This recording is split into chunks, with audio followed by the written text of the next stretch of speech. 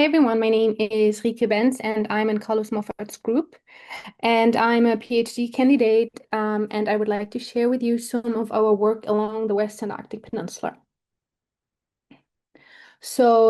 We all know Antarctica is losing continental ice, which is most at the boundaries, and the Amundsen Sea and the Western Arctic Peninsula are hotspot for these changes, and these changes are heavily modulated by the ocean.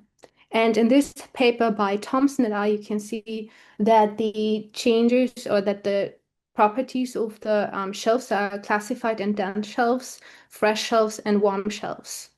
And the regions that are warm shelves are the ones that are driving the hotspots of melting.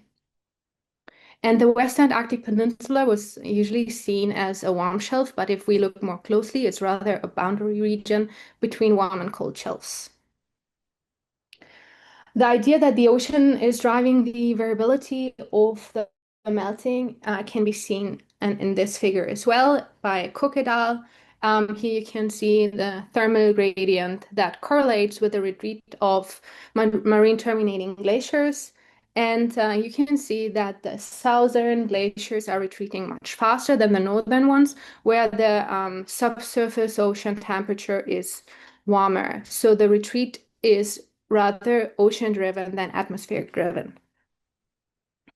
Also, the frontal area is associated with a significant gradient in chlorophyll concentration. This is a figure by Turner et al., which shows the climatology of chlorophyll from satellite data. And you can see here in the north, in the Bransfield Strait, there is a minimum in productivity along the peninsula.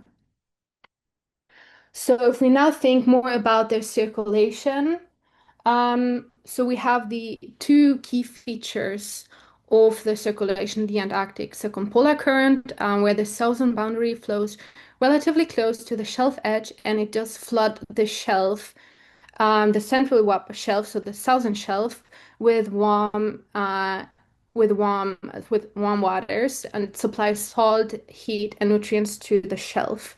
And another important circulation feature, which we know much less about, is the Antarctic circumpolar current, which is forced by meltwater discharges from the continent and wind. And on the southern shelf, it flows with shallow waters to the left.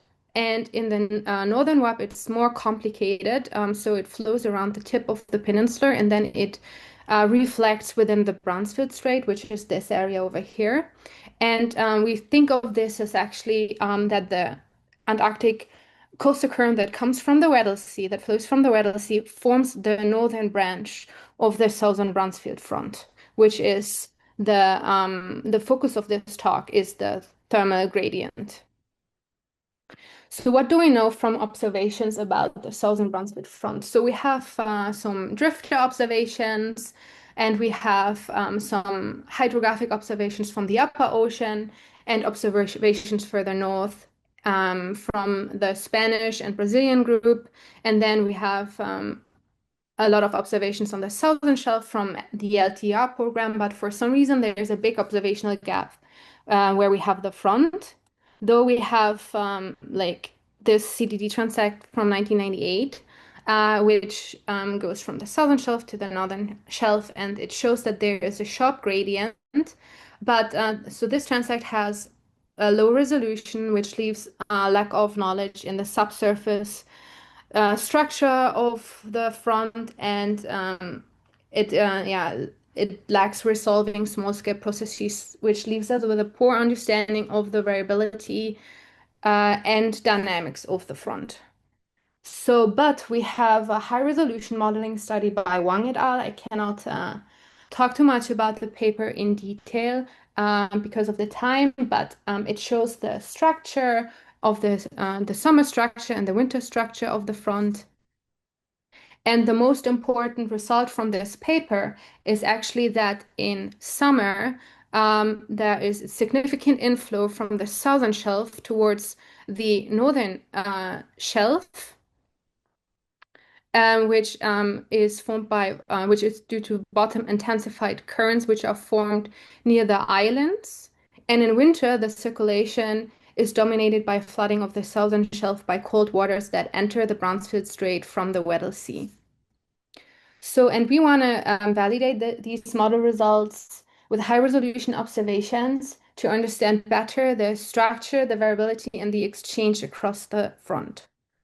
So for this, we collected high resolution LiDAR data in 3 Austral summers and 2017-18, 2021, 20, and 2022, 2023. And those are the glider trajectories. In the 2021 deployment, it reveals the structure of the front.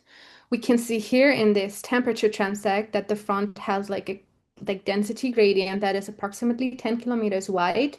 And we see our like subsurface temperature gradient below 100 meters, which with a like temperature change from 1 degree to approximately 0.3 degrees Celsius.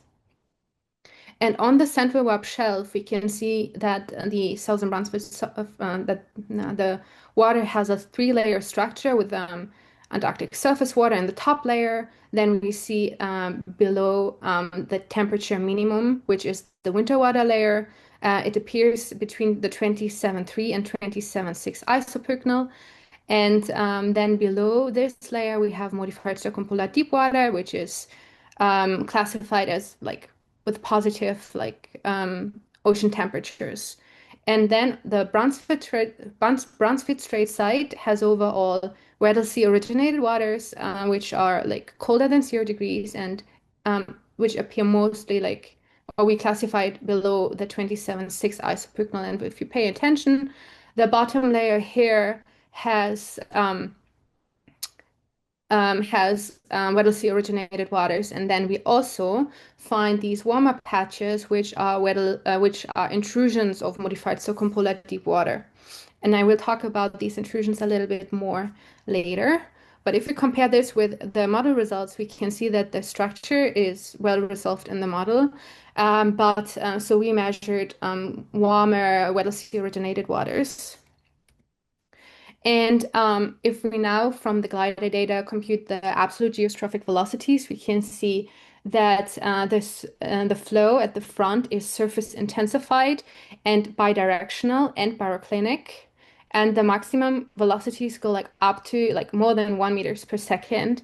And so we have bidirectional transport as well. So the like estimated transport is 0.1 Sverdrup in onshore direction and 0.7 Sverdrup in offshore direction.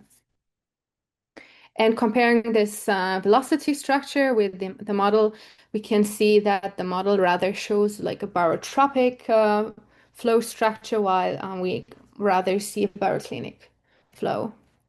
So let us now think about the impact of subduction. So we saw in the previous transect there's tilt and isopycnals, and where we have this tilt and isopycnals at the front, we see also chlorophyll concentrations that appear below 200-meter water depths. So the implication of this is that at the frontal location, there's export of heat, oxygen, and phytoplankton to the ocean interior. If we now integrate the chlorophyll concentration over the first 200-meter water depths, we can see that there is a maximum at the front, which is 50% higher than on the shelf, which is further south. And the implication for this could be that there is the front could be a hotspot for productivity. But so this has to be confirmed with more observations. We have more chlorophyll observations. This is just one snapshot, and it actually contradicts what we see in the climatology by Turner et al., which shows that there should be like a minimum in chlorophyll concentration north of the front. So I just introduced prior to the slide that we find also intrusions of modified circumpolar deep water in the northern side of the front, in the Bransfield Strait of the front. If we now look at the glider trajectory from 2017 and 2018, which flows from the shelf towards the South Shetland Islands, we can see here nicely the front is captured and it shows the same three-layer structure.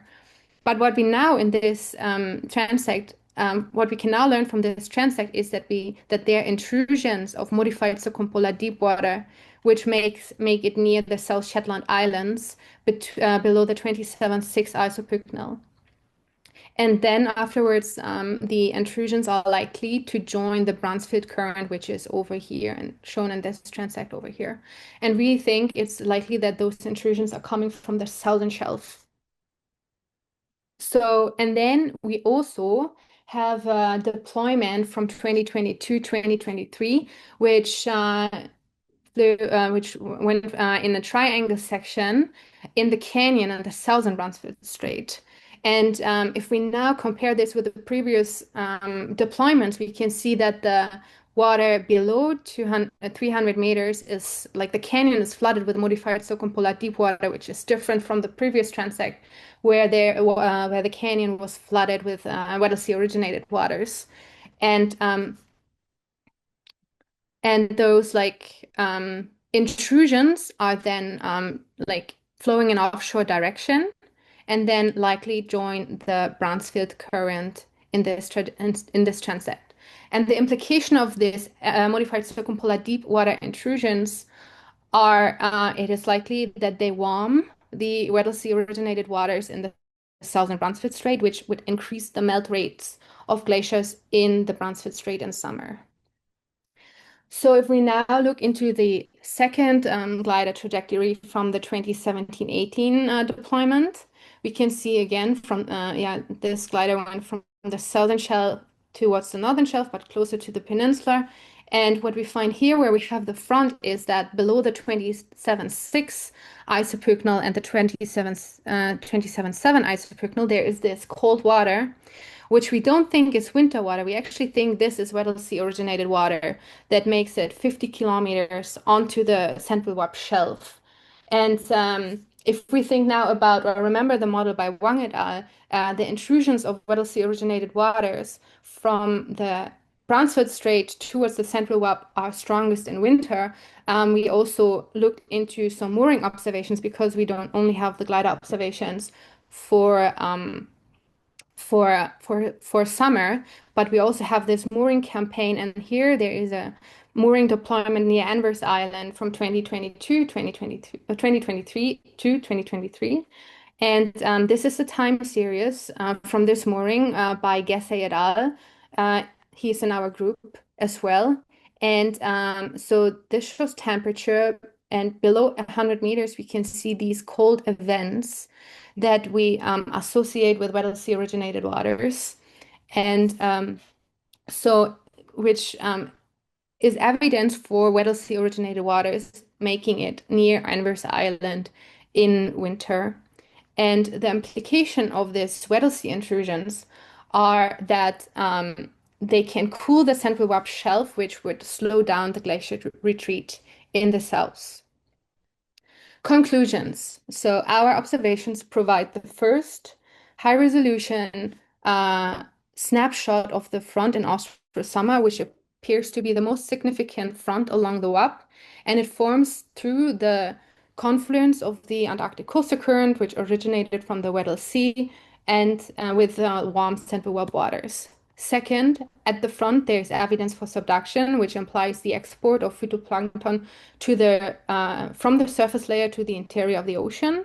And third, a snapshot of depth-integrated chlorophyll shows maximum concentration at the front, which implies that the frontal region could be a hotspot for productivity.